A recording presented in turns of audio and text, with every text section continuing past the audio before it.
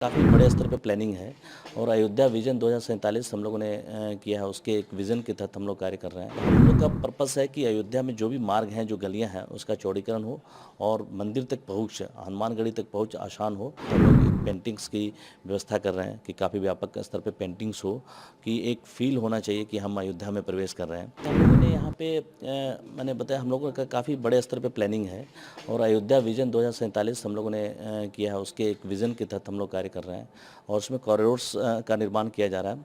कुछ corridors, 4 corridors हमारे लगभग कंप्लीशन की स्टेज में है। उसके सेकेंड फेज़ में हम लोग ब्यूटिफिकेशन का कार्य भी कर रहे हैं और सिविल वर्क लगभग कंप्लीट हो चुका है और अन्य कॉरिडोर्स लगभग 4 और कॉरिडोर्स हम लोग फ्यूचर के लिए बना रहे हैं। जैसे सुग्रीव पथ देखेंगे आप, अवध आगमन पथ है, क्षीर सागर पथ है, ये अन्य कॉरिडोर्स भी हम लोग ले रहे हैं। तो हम लोग का पर्पस है कि अयोध्या में जो भी मार्ग हैं, जो गलियां हैं, उसका चौड़ीकरण हो और मंदिर तक पहुंच, हनुमानगढ़ी तक पहुंच आसान हो और यह जो हमारे श्रद्धालु व्यापक पैमाने पे आ रहे हैं और उनको एक सुखद एहसास भी हो, उन्हें कंजेशन से निवृत्ति भी मिले और उसको यूज़ कर पाएँ।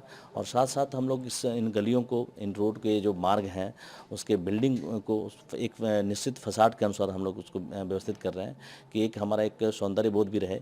और अयोध्या में जो हमारे जो रोड्स हैं, धर्म पथ, भक्ति पथ, जन्मभूमि पथ, उसमें हम फसाड का निर्माण भी कर रहे हैं। साथ साथ जो हमारे म्यूरल्स हैं उसको भी निर्माण कर रहे हैं और जो मुख्य मार्ग है उस पे हम लोग गेट का निर्माण भी कर रहे हैं। जो चौराहे हैं उस पे हम लोग स्कल्पचर्स लगा रहे हैं, अलग अलग थीम बेस्ड हम लोग स्कल्पचर लगा रहे हैं और रामायण पे आधारित, राम कथा पे आधारित जो चित्र हैं उसको म्यूरल पेंटिंग के माध्यम से हम लोग उसको उकेर रहे हैं।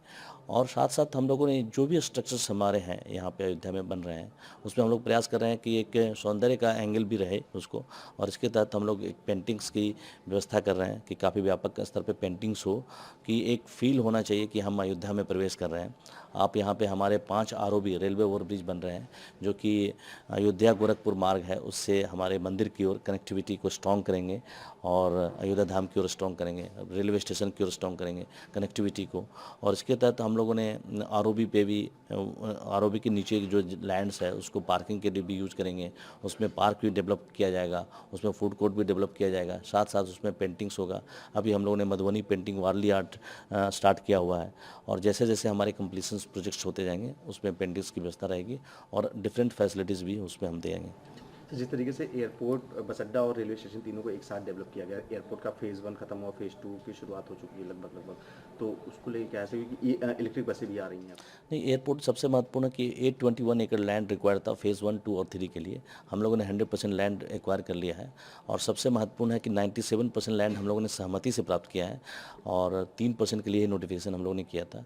तो व्यापक पैमाने पे संवाद और सहमति स्थापित करते हुए कार्य किया गया था और फेज़ 1 हम लोग ने रिकॉर्ड 2 साल में लैंड एक्विजिशन से लेकर, डेमोलिशन से लेकर कंस्ट्रक्शन, सभी कार्य हम लोगों ने 2 साल में कंप्लीट किए हैं, जो काफ़ी बड़ी उपलब्धि रही है। और संचालन की प्रक्रिया भी स्टार्ट हो चुकी है और डिफरेंट लोकेशंस पे संचालन भी स्टार्ट हो चुका है आज की डेट में। और इसको हम लोग फेज़ 2 और फेज़ 3 के लिए भी लैंड हमारे पास उपलब्ध है। अब हम लोग फेज़ 2 और फेज़ 3 के लिए आगे बढ़ रहे हैं, जो कि टर्मिनल बिल्डिंग लगभग 50,000 स्क्वायर मीटर की फेज़ 2 की टर्मिनल बिल्डिंग होगी। तो और हम जो हमारे जो कम्युनिकेशंस और भी बढ़ेंगे। साथ साथ जो अयोध्या धाम रेलवे स्टेशन है उसके 50 से 60,000 कैपेसिटी है, वो भी स्टार्ट कर दी गई है। और रेलवे बस अड्डा जो हमारा है उसमें अभी हमारे पास और भी स्पेस है, उसको सेकेंड फेज़ में इसको डेवलप किया जाएगा। फर्स्ट फेज़ हमारा कंप्लीट हो चुका है। तो बड़े पैमाने पे स्ट्रक्चर्स हम लोग ठीक कर रहे हैं और रेलवे स्टेशन में भी फेज़ 2 के लिए स्टेट गवर्नमेंट ने 25 एकड़ लैंड रेलवे डिपार्टमेंट को दी है और उसमें फेज़ 2 का भी डीपीआर बनकर उसमें स्टार्ट की कार्रवाई होगी। तो काफ़ी बड़े पैमाने पे निर्माण जो लॉन्ग टर्म का आगे संचालित रहेगा और शॉर्ट टर्म, मीडियम टर्म के काफ़ी प्रोजेक्ट हम लोगों ने कंप्लीट कर दिए।